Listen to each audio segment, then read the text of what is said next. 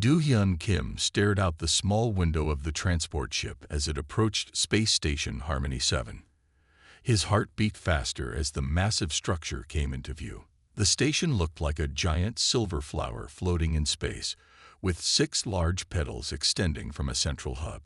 Each petal was actually a separate research wing, built to house both humans and Australians working on the Stellar Exchange program. "First time seeing it?" asked Ta-won, who sat in the seat next to him. The older engineer had been Do-hyun's mentor during the training program on Earth. "Yes," Do-hyun replied, unable to take his eyes off the view. "It's so much bigger than I imagined." "Wait until you see the inside," Ta-won said with a smile. "The Australians really know how to build things. Though sometimes I think they forget the simple solutions while chasing the complex ones." Do-hyun nodded, thinking about the presentation he would give later that day. He had spent weeks preparing it, making sure every detail about Earth's newest propulsion systems was perfect. This was humanity's chance to show they weren't just the primitive species many Australians thought they were. The transport ship docked smoothly with the station. Do-hyun followed Ta-won through the airlock, carrying his small bag of personal items. Everything else he needed had been sent ahead weeks ago. A tall woman with copper-colored skin and short black hair waited for them in the arrival area. "Welcome to Harmony 7, she said warmly. "I'm Myrae, the Human-Australian Relations Coordinator. You must be Engineer Kim Do-hyun." Do-hyun bowed slightly. "Yes, thank you for meeting us." "The welcome ceremony starts in 2 hours," Myrae said as she led them toward the residential section. "That should give you enough time to freshen up and review your presentation materials." The corridors of Harmony 7 were wide and bright, with smooth white walls that seemed to glow from within. Every few meters, holographic signs floated in the air, showing directions in both human and Australian languages. Do-hyun noticed that despite the advanced technology, there were also simple printed signs mounted on the walls, a safety requirement insisted upon by the human engineers. Myrae showed Do-hyun to his quarters, a comfortable room with a bed, desk, and small sitting area. One wall was actually a large screen that could display any view he wanted. Right now it showed a real-time image of Earth floating below them. "The ceremony will be in the main conference hall," Myrae explained. "Just follow the green guide lights when they appear." "And Do-hyun." She paused, looking slightly uncomfortable. "The Australians can be direct sometimes. Try not to take anything they say too personally." Before Do-hyun could ask what she meant, Myrae had left. He spent the next hour carefully checking his presentation data and making sure his uniform looked perfect. The dark blue fabric with silver trim was designed to look professional to both human and Australian eyes. When the green guide lights appeared, Do-hyun followed them through the station's corridors. Other new arrivals joined him along the way, both human and Australian. The Australians were easy to spot. They were all tall, with skin colors ranging from deep purple to pale copper. Their movements were graceful, almost like dancers. The main conference hall took Do-hyun's breath away. The ceiling was a massive dome of transparent material that showed the star-filled space above them. Rows of seats faced a central platform where speakers would present. About 60 people were already there, roughly split between humans and Australians. Do-hyun found his assigned seat in the front row. Ta-won sat a few seats away, giving him an encouraging thumbs up. As Do-hyun waited for the ceremony to begin, he noticed an Australian woman watching him from across the room. She was striking even by Australian standards, with deep purple skin and silver markings around her eyes that seemed to shimmer in the light. Her expression was hard to read. The station's commander, an Australian named Kai, opened the ceremony with a speech about cooperation and shared knowledge. Then it was time for the new arrivals to present their current research projects. Do-hyun watched carefully as others presented before him. The Australian projects were impressive, using technologies that seemed almost like magic. But he noticed that many of their systems relied heavily on artificial intelligence and automation, with few manual backups or redundancies. Finally, it was his turn. Do-hyun walked to the platform, his tablet connecting automatically to the room's holographic display system. His voice was steady as he began describing Earth's latest developments in fusion-powered propulsion. As you can see, he explained, pointing to a diagram floating above the platform, we've found that maintaining manual control systems alongside automated ones actually improves efficiency by 13%. The human operator can spot potential problems before they become serious enough for the AI to detect. A sound like a soft laugh interrupted him. The purple-skinned Australian woman he had noticed earlier stood up, her silver eyes fixed on him.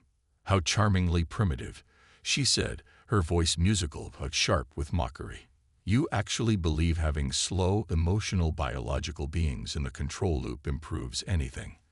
I am Rami, head of propulsion research here, and I can tell you that our fully automated systems are far superior." Do-hyun felt his face grow warm, but he kept his voice calm. "With respect, Dr. Rami, automation is incredibly valuable, but human intuition and experience." Intuition. Rami's laugh was louder this time, and several other Australians joined in. "Next you'll tell us you still use backup systems with physical switches and buttons." "We do," Do-hyun said firmly, "because they work even when power fails or software crashes." Rami walked toward the platform, her movements graceful but somehow threatening. "Let me show you something, young human." She waved her hand, and new equations appeared in the air. "This is a small part of our current propulsion research. I doubt you can even understand the basic principles involved." Do-hyun studied the equations floating before him. Despite their complex appearance, he could follow the logic. And there in the third line, he hesitated, knowing what he was about to say might cause problems. "The theory is elegant," he said carefully, "but there's an error in your thermal calculations. If you tried to build this engine, it would overheat and fail within minutes." The room went completely silent. Rami's silver eyes narrowed as she checked the equations. Do-hyun held his breath, hoping he hadn't just ruined humanity's chances for technological exchange. Rami's face showed no expression as she turned back to him. "We will discuss this later, privately." She returned to her seat, and Do-hyun finished his presentation, though few people seemed to be paying attention anymore. The rest of the ceremony passed in a blur. Afterward, as Do-hyun was walking back to his quarters, Mi-rae caught up with him. "That was interesting," she said. "I've never seen Rami challenged like that before. Are you sure about that error?" "Yes," Do-hyun said. "The principles are actually similar to problems we solved in Earth's early fusion experiments. Sometimes older, simpler solutions are still important." Mi-rae shook her head. "Well, try to be careful. Rami has a lot of influence here, and she's not used to being corrected, especially by humans." Do-hyun had just reached his quarters when his comm device chimed. A message appeared in glowing letters. "Report to Lab 7B at 2100 hours. Rami." He checked the time. That was only 30 minutes away. Do-hyun took a deep breath, straightened his uniform, and began reviewing those equations again in his head. Whatever happened in Lab 7B, he would face it with the same calm professionalism he had shown during the ceremony. As he waited for the appointed time, Do-hyun thought about what Ta-won had said earlier about the Australians forgetting simple solutions while chasing complex ones. Maybe that was why Rami had missed the error. Sometimes being too advanced meant overlooking basic principles that any first-year engineering student on Earth would know to check. The green guide lights appeared again, this time leading him toward Lab 7B. With each step, Do-hyun reminded himself that he represented not just himself, but all of humanity. Whatever Rami had planned, he would show her that humans deserve to be treated as equals, not primitive curiosities. The lights led him to a sealed door marked Lab 7B. Authorized personnel only in both human and Australian script. Do-hyun pressed his hand to the scanner, surprised when it recognized him, and opened the door. He stepped into the lab, ready to face whatever waited for him inside. Lab 7B was larger than Do-hyun expected.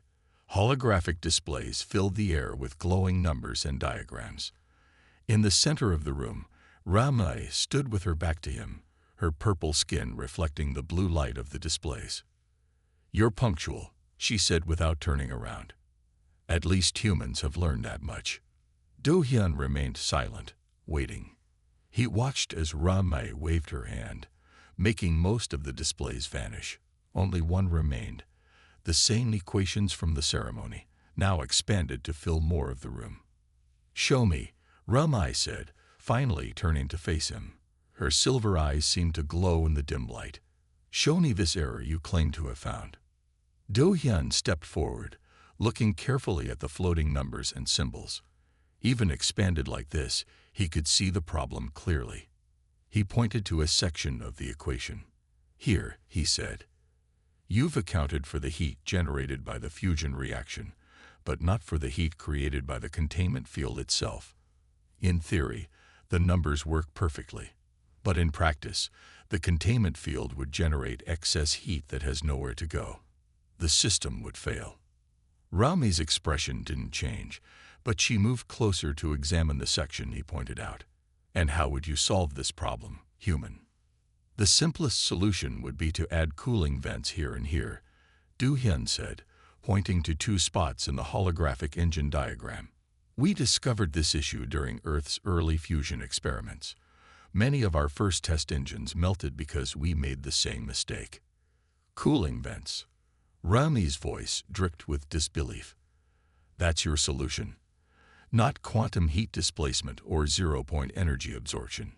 "Those might work," Do-hyun admitted, "but they're complex solutions that could fail in new ways. Vents are simple. They can't fail unless they're physically damaged, and even then, they fail in predictable ways we can plan for." Ramai waved her hand again, and new data appeared in the air. "Look at these test results," she commanded. "Tell me what else you see." Do-hyun studied the numbers carefully. These were results from actual engine tests, not just theories. As he read through them, he began to notice a pattern. "The efficiency drops by about 3% every time you test the engine," he said. "And the power fluctuations get worse with each test. But your diagnostic systems aren't flagging these as problems because each individual change is within normal parameters." Rami's silver eyes widened slightly. "Continue." "It's like watching a pot of water about to boil," Do-hyun explained, using a simple comparison. "Each bubble by itself isn't important, but the pattern of bubbles tells you what's coming. Your automated systems are too focused on individual measurements. They miss the bigger picture that a human would notice right away. Our systems are the most advanced in known space," Ramai said, but her voice held less certainty now. "They process more data in a second than a human brain could handle in a year." "That's true," Do-hyun agreed, "but they only see what they're programmed to look for. Humans notice unexpected patterns. We feel when something isn't right, even if we can't immediately explain why." Rami turned away, her movements less graceful than before. She pressed her hands against a solid desk, one of the few physical objects in the room. "We've become too dependent on our machines," she said quietly, as if speaking to herself. "Each generation of Australians understands less about how things actually work. We know the theories, we can do the math, but we've forgotten how to tinker." She turned back to Do-hyun. "Show me something else, something your primitive human eyes can see in my perfect Australian systems." Do-hyun looked around the lab, noting how every surface was smooth and seamless. "Where are your tools?" "Tools?" Ramai seemed confused. "Physical tools. Wrenches, scanners, diagnostic devices. What do you use when the holographic interfaces fail?" "They don't fail," Ramai said automatically. Then she frowned. "They're not supposed to fail." "Everything fails eventually," Do-hyun said gently. "That's why humans always have backups for our backups. It's not because we're primitive. It's because we've learned from every failure." Rami walked to a wall and pressed her hand against it. A panel slid open, revealing a small room filled with holographic projectors. "This is our current project," she said. "An improved antimatter containment system. The simulations show it's perfect, but, Du-hyun prompted. "But every time we try to build it, something goes wrong. The antimatter destabilizes in ways our models say are impossible. We've run millions of simulations, but we can't find the problem." Du-hyun walked into the small room, looking at the complex design from all angles. "May I?" he asked, reaching toward the control panel. Rami nodded. Du-hyun adjusted the display, stripping away layers of advanced technology until only the basic structure remained. "There's your problem," he said. "The containment field isn't really symmetric. See how the power flow is slightly stronger on this side. In your simulations, the difference is too small to matter. But in the real world, tiny imperfections add up." "That's impossible," Rami whispered. "The design is perfectly balanced." "In theory, yes. But look." Du-hyun pulled up the construction specifications. "The physical materials you're using have slightly different properties depending on how they're manufactured. Your automated systems ignore these differences because they're within acceptable tolerances. But with antimatter containment, even acceptable tolerances can be dangerous." Rami stared at the simplified display, her silver eyes moving rapidly as she processed what Du-hyun was showing her. "How did you see this so quickly?" "Because this is how humans had to solve problems before we had advanced computers," Du-hyun explained. "We had to understand things at their most basic level. We couldn't just trust that the machines were right." Rami was quiet for a long moment. Then she straightened up, her full height making her tower over Du-hyun. "I owe you an apology," she said formally. "I treated you and your people with disrespect. I was wrong." "No apology needed," Du-hyun said. "We all have different strengths. Humans aren't better or worse than Australians. We're just different." "Perhaps," Rami said, "that is exactly why we need to work together." She waved her hand, and new displays appeared, showing different projects and problems. "Would you be willing to look at some other systems? Your human perspective might be valuable." Do-hyun smiled. "I'd be happy to help. But first, maybe we should get some tools in here." "Real, physical tools."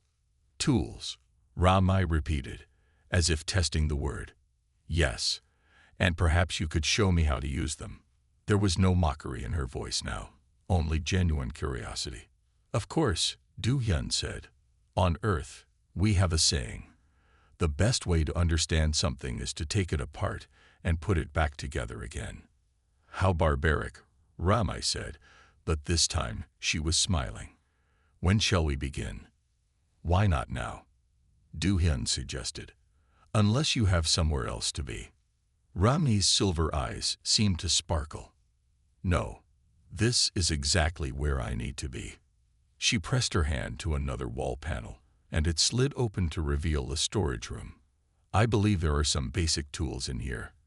They were required by the human safety protocols, but I've never seen anyone use them." As they walked into the storage room together, Du-hyun realized that this was more than just a chance to prove humanity's worth. It was an opportunity to bridge two very different ways of thinking about technology and progress. "First," he said, picking up a simple wrench, "let me show you how sometimes the oldest solutions are still the best ones." Rami leaned forward, her earlier arrogance replaced by genuine interest, as Du-hyun began to explain how this most basic of tools could solve problems that even the most advanced computer might miss. 3 weeks had passed since that first night in Lab 7B. The lab had changed a lot since then. Physical tools now hung on the walls alongside the holographic displays. A sturdy workbench sat in one corner, its surface marked with scratches and burn marks from their experiments. To Du-hyun, these imperfections made the lab feel more real, more alive. Rami stood at the workbench, her purple fingers carefully turning a small screwdriver. Her silver eyes were focused on the device in front of her, a manual override system for the antimatter containment unit. Do-hyun watched as she connected the last wire. "Like this?" she asked, looking up at him. Do-hyun checked her work. "Perfect. You're getting really good at this." "It's strange," Ramai said, setting down the screwdriver. "A month ago, I would have laughed at the idea of doing anything by hand. Now I find it satisfying." Their late-night work sessions had become famous on the station. Other Australians often came to watch them work, fascinated by the combination of advanced technology and simple tools. Even some of the human engineers were surprised by how well the two approaches worked together. "Do-hyun," Ramai said, her voice serious. "The containment field test is tomorrow. Are you sure about these manual controls?" "Yes," he said firmly. "The automated systems are amazing, but having a physical backup could save lives if something goes wrong." Ramai nodded, but Do-hyun could see she was worried. This test was important. If it worked, it would prove that combining human and Australian methods could create something better than either civilization could make alone. The door to Lab 7B opened, and Taiwan walked in. "Still working?" he asked with a smile. "It's almost midnight station time." "We're just finishing up," Do-hyun said. "Want to see what we've built?" Taiwan walked over to the workbench. His eyes widened as he looked at the containment unit. "Is that a hand-built emergency release system connected to an Australian quantum field generator?" "Rubmi's idea," Do-hyun said proudly. "She figured out how to make them work together." Ramli's purple skin darkened slightly, her species' version of a blush. "Do-hyun taught me that simple solutions are often the best ones. Even quantum fields can fail, but a well-built mechanical switch will work as long as someone is there to pull it." Taiwan picked up one of the tools from the bench. "You know, when I first arrived at this station, I never thought I'd see Australians using physical tools. You're changing things here." "We're changing things together," Ramay corrected him. "Humans and Australians." Just then, all three of their comm devices chimed at once. Mayray's voice came through. "Emergency meeting in the main conference hall. All senior staff required immediately." They hurried to the conference hall. Commander Kai was already there, along with several other station leaders. His usually calm face showed worry. "We have a problem," he announced as soon as everyone was seated. "The station's main reactor is showing signs of instability. Our automated systems can't identify the cause, and they can't fix it." Ramay stood up. "What kind of instability?" "Power fluctuations, growing stronger each hour. The AI predicts total failure within 24 hours. We need to evacuate the station." "Wait," Do-hyun said, standing up next to Ramay. "Can we see the reactor data?" Commander Kai waved his hand, and holographic displays filled the air. Do-hyun and Ramay studied them together, their eyes moving over the numbers and graphs. "There," they said at the same time, pointing to the same section of data. "The pattern," Do-hyun explained. "It's just like our containment field problem, but on a larger scale. Small imbalances adding up over time." Ramay nodded. "The automated systems see each fluctuation as a separate event, within normal parameters. But together, they show a bigger problem," Do-hyun finished. "One that's been growing for months." "Can you fix it?" Commander Kai asked. Ramay and Do-hyun looked at each other. "Yes," Ramay said, "but we'll need to do it manually. The automated systems won't help us." "Manually?" Commander Kai frowned. "That's extremely dangerous. No one has manually adjusted a quantum reactor in over 50 years. "Then it's good that we've been practicing," Do-hyun said quietly. For a long moment, Commander Kai said nothing. Then he nodded. "Do it, but be careful." Do-hyun and Ramay rushed to the reactor control room. It was beautiful in a scary way. Streams of blue energy flowing through transparent tubes, all controlled by floating holographic panels. "First," Ramay said, "we need to bypass the automated systems. They'll try to stop us if we make changes they don't understand. Do-hyun opened the toolkit they had brought from Lab 7B. I'll set up manual controls while you work on the bypass. They worked quickly but carefully. Rami's fingers danced through the holographic controls while Do-hyun connected physical switches and gauges. Other engineers, both human and Australian, came to help, following their instructions without question. Ready? Rami asked when everything was in place. Do-hyun checked the last connection. Ready. Remember, we have to adjust all 4 power conduits at exactly the same time, or the imbalance will get worse. Rami put her hands on 2 of the manual controls while Do-hyun took the other 2. Around them, the reactor's hum was getting louder. On my count, Rami said. 3, 2, 1. They moved the controls slowly, watching the power levels on both the holographic displays and the physical gauges. The reactor's hum changed pitch. It's working, someone whispered behind them. Suddenly, one of the holographic displays flickered and went dark. Then another. The automated systems are failing, Rami said, her voice tense. We're blind. No, we're not, Do-hyun said calmly. We still have the manual gauges. Trust them. Trust yourself. Rami nodded, her silver eyes fixed on the simple needle gauges they had installed. Together, they continued adjusting the controls, guided by basic instruments and their own instincts. The reactor's hum slowly returned to its normal tone. One by one, the holographic displays came back online, showing normal power levels across all systems. You did it, Commander Kai said from the doorway. You saved the station. We did it together, Rami corrected him. She turned to Do-hyun with a smile. Human and Australian. Simple and advanced. We need both. Later, back in Lab 7B, Rami and Do-hyun sat at their workbench, tired but happy. The containment field test would have to wait another day, but somehow that didn't seem so important anymore. You know what this means, don't you? Rami asked, picking up the screwdriver she had been using earlier. What? We need to start teaching classes. Both humans and Australians need to learn each other's ways. She smiled. And I know just the 2 people who should teach them. Do-hyun smiled back. Sounds perfect. But first, maybe we should get some sleep. Sleep can wait, Rami said, her silver eyes sparkling with excitement. I have so many ideas for combining our technologies. And tomorrow, she paused, looking slightly nervous. Tomorrow, I'd like to show you something. Something about why I acted the way I did when you first arrived. Do-hyun nodded, curious but not pushing for more information.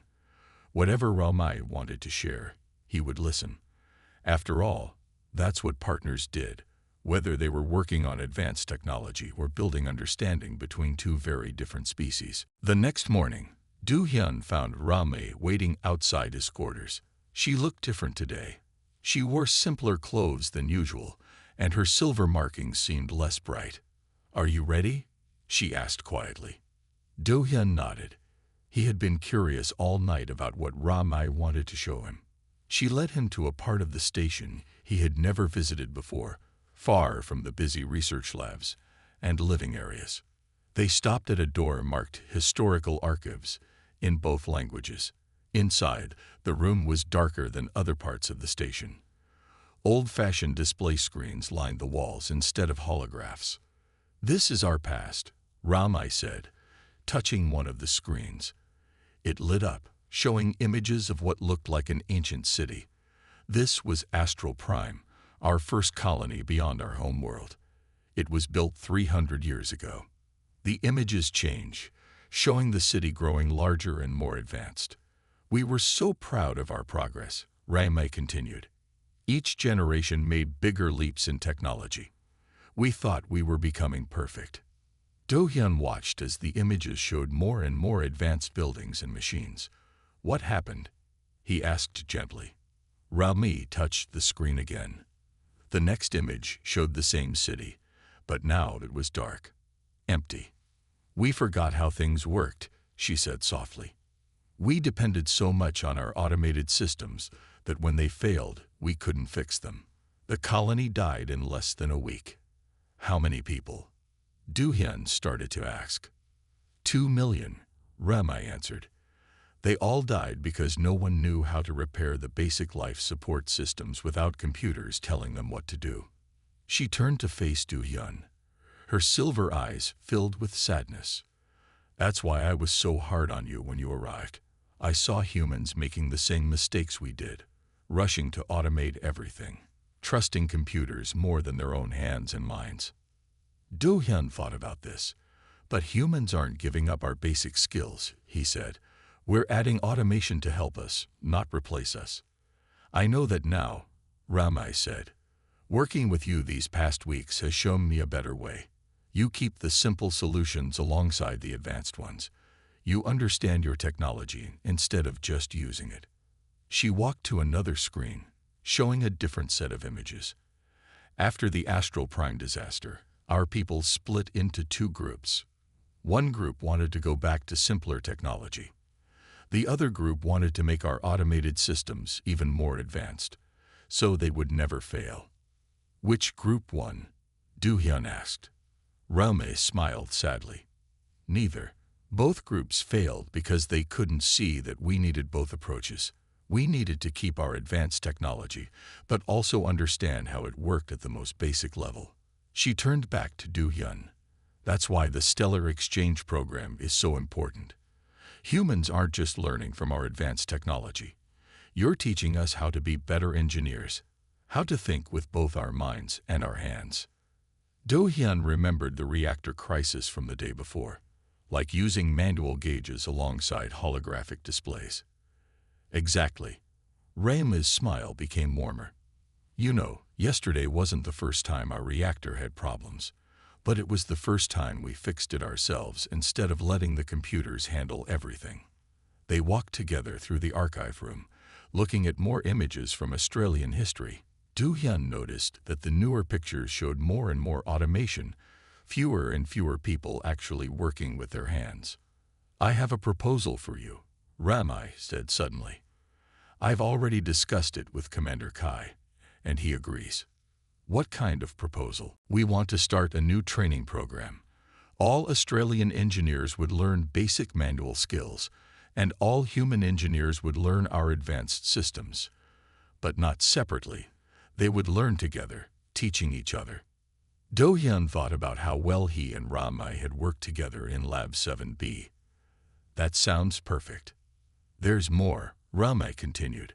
We want you to help set up similar programs on other stations. And, she hesitated for a moment, and on my homeworld. Do-hyun's eyes widened. Your homeworld. But I thought humans weren't allowed there yet. They weren't. But after what happened with the reactor, the Australian Council has agreed to change that policy. They want to start with you. Me? Do-hyun felt overwhelmed. Why me? Rami's silver eyes met his. Because you showed us something important. You showed us that being advanced doesn't mean abandoning the basics. That sometimes the simplest solution is the best one. That progress doesn't have to mean forgetting our past. She touched another screen, and new images appeared, pictures of the work they had done together in Lab 7B. The manual controls they had added to advanced systems, the physical tools hanging beside holographic interfaces, humans and Australians working together, learning from each other. Look at this, she said proudly. This is the future. Not just advanced technology, but understanding how it works. Not just automation, but knowing when to use our own hands and minds. Do-hyun looked at the images, remembering how far they had come from that first meeting in the conference hall. When do we start? The containment field test is today, Rami said. If it works, and I know it will, we can begin planning the training program next week. And maybe, she smiled shyly, maybe we could start planning your trip to my home world too. Do-hyun smiled back. I'd like that.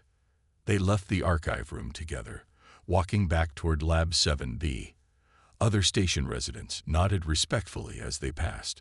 Everyone had heard about how they saved the reactor, and now humans and Australians alike were asking to learn their combined approach to engineering. "You know what's funny?" Ramai said as they walked. "When I first called you to my lab, I thought I was going to teach you a lesson about advanced technology. Instead, you taught me something much more important." "What's that?" "That true progress isn't about abandoning the old ways for the new. It's about finding the best of both and making them work together." She stopped walking and turned to face him. "Like us." Do-hyun felt his face grow warm. "Like us," he agreed. They reached Lab 7B, where their containment field waited for its first test. The device looked different from standard Australian technology. It had both holographic controls and physical switches, advanced sensors, and simple pressure gauges. It was neither purely human nor purely Australian, but something new and better. "Ready to make history?" Rami asked, reaching for the first control. Do-hyun put his hand on the manual backup switch. "Ready. Together." "Together," Rami agreed. "Always together." As they began the test sequence, Do-hyun thought about how far they had come from their first meeting. Rami had called him to her lab thinking she would show him the superiority of Australian technology. Instead, they had both learned that the best solutions came from working together, combining the wisdom of the past with the innovations of the future. And as their containment field hummed to life, working perfectly on the first try, Do-hyun knew this was just the beginning. Humans and Australians had so much to learn from each other, so much to create together, and he would be there to help make it happen, one simple step at a time.